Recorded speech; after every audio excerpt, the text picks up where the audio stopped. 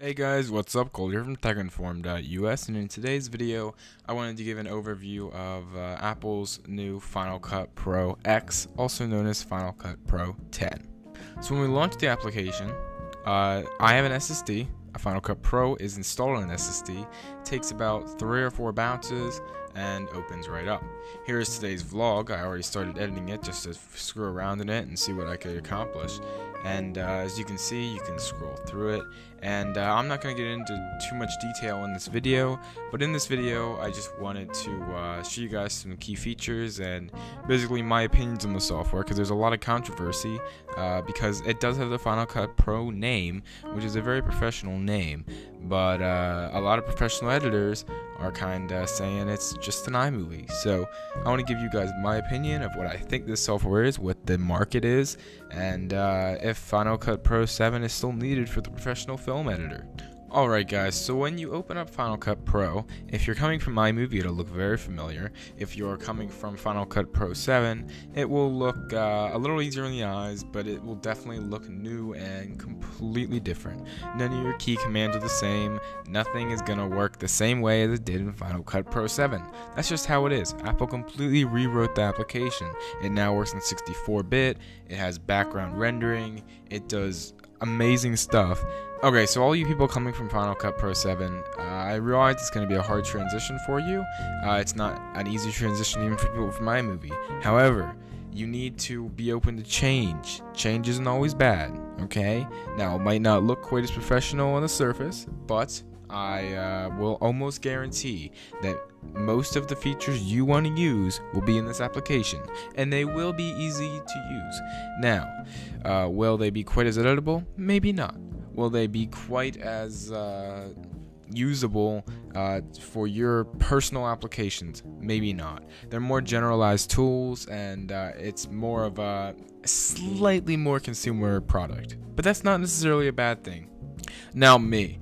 I do a vlog every day and I do tech videos. I don't need the most professional film editing software. I have been using Final Cut Pro 7 for about a week now. I decided before this application came out, Final Cut Pro X, I would check out Final Cut Pro 7. And I learned basically how to edit video in it. Fine, I learned it.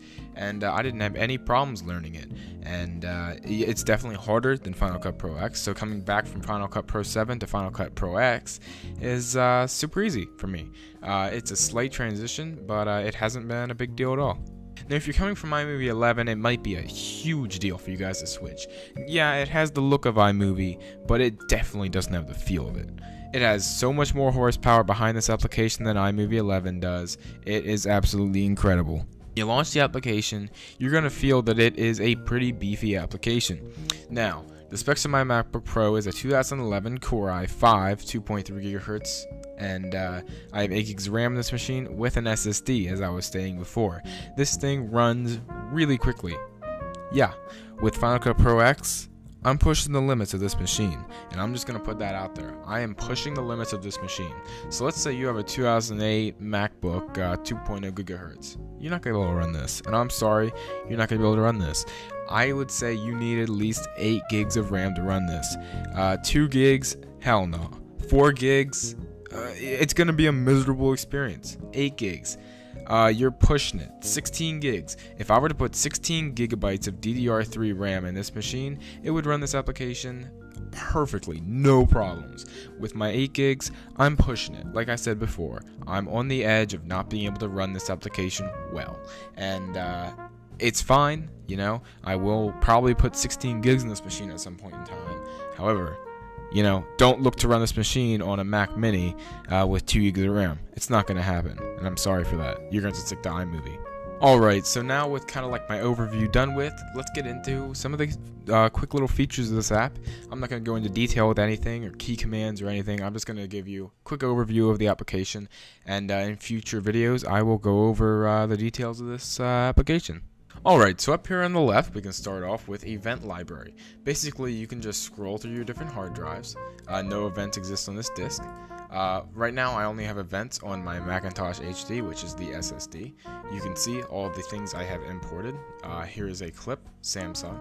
So, let's actually create a new project down here. As you can see, Let's name it Test for Video. Test for Video, custom, 720p. Sure, 720p. Let's up the frame rate to 30. Okay. There's your new project. Great animation coming in here, makes it look very professional. To import a clip, well, not to import a clip. Once your clips are imported, importing a clip is fairly simple. Just click this button, and it will bring up your camera. Hi. And close that. Your also flip or whatever other camera you have plugged in will also show up in that box. Once you have a clip in this box, all you have to do is either select the whole clip by clicking it once, or select a section of the clip you want. Once you have your selection of the clip you want to import, just quickly press E on your keyboard, and it will go into your timeline. And here we have it in our timeline. Now, let's say we want this whole clip in here. Let's take this whole clip, add, and put it in here on your timeline. Now, we can play it back. And you can see that. Now, let's say I only want a small section of this clip. That's enough. Put that in there. And let's actually zoom in on this. And another key command I found was Command plus and minus. You can zoom in, zoom out. Super, super simple. And yeah, there you go. So, now you can see we have our 3 clips in here. We can play it back, all 6+ seconds of it.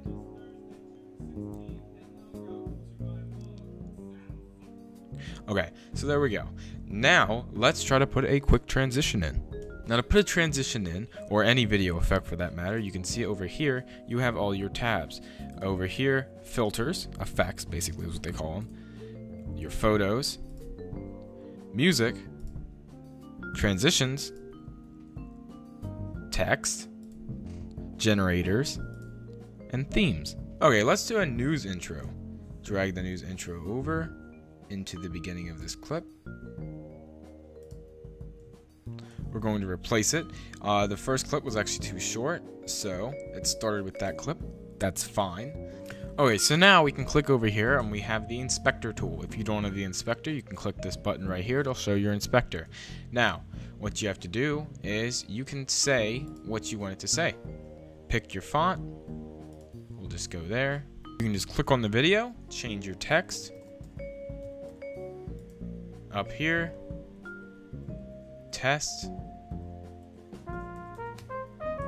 Now we have test text. Drag down here, and we can play this back. Test text. And there we go. Now, we can have a quick transition from that to the video. Let's do a quick cross resolve in here. There we have a cross resolve from the beginning. Now this should play back. Very cool. Very nice. Very nice looking. Okay. Now we can scroll down here to the back of the clip, and we can make it come in or out of a black hole. Not sure which. There we go. Now we have an outro. So, let's add text for this clip. Then we will be ready to do a quick export. Alright guys, so let's add this cinema text to the clip here. Let's drag it in. Let's start it right here. Drag it in. We can change the text on it. Let's change it to Colt. Now, if you look, Colt. There we go. I don't like that outro, so let's actually replace that outro with a different outro. Let's actually just get a simple bloom. Let's put that in there and see how that looks. Pretty cool. Kind of just like goes bright and then goes out to nothingness. So that's pretty sweet. And also, as you can see, this has been background rendering the entire time. Let's scroll out. You can see it's taking a long time to render because there are a lot of heavy effects in here. And like I said, my computer is not the most powerful machine to do this on. A Mac Pro would have this rendered in seconds, you know, but that's just how it is. I'm also doing this screen recording, so my computer doesn't have as much power as it normally would. Alright, so now that this is finished rendering itself, I just sat here for about 2 minutes and let it finish rendering. This is completely ready to export. So, what we need to do here is go up to Share, Export Movie, choose H.264. Don't use current settings. H.264 I find is the best. It says it is going to be about 15 megabytes. Click Next, Test for Video, Save, yeah, Replace. It's now going to export the video, and normally it would export the video much quicker than this, but it's taking longer, 6 seconds to export a 6-second video. It would normally be a lot quicker than that, but it's taking longer because I am recording 1080p screencast. So, now that we have this ready, you can see that this works fully. It is very beautiful, very professional looking.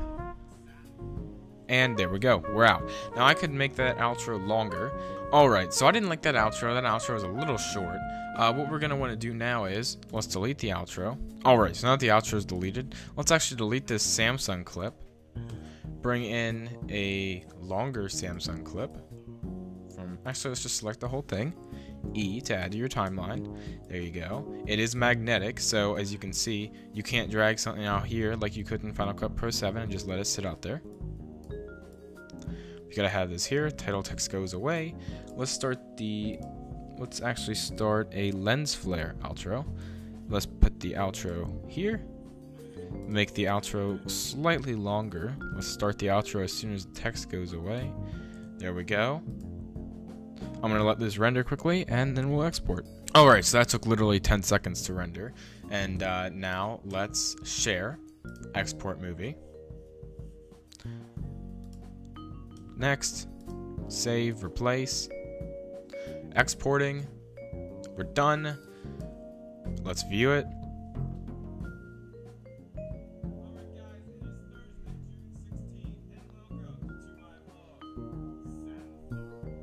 Okay, so I like that a lot more. So that was our first video we created, well, with you guys on camera, and that is how you create a quick video in Final Cut Pro X. Now I will have much deeper and more, in-depth tutorials in the future. This is just a quick overview.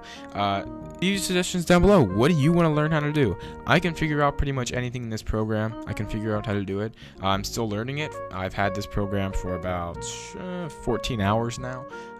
12 of those or 10 of those where I was sleeping.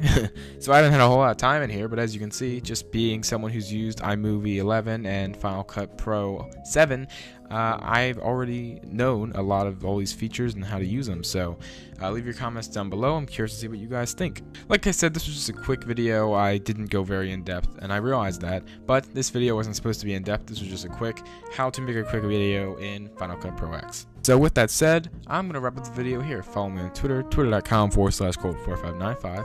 Check out the website, techinform.us, where we have great tech-related content posted every day. I also now do daily vlogs, youtube.com/coltsvlogging. And with all this said, I'll see you guys in the next video.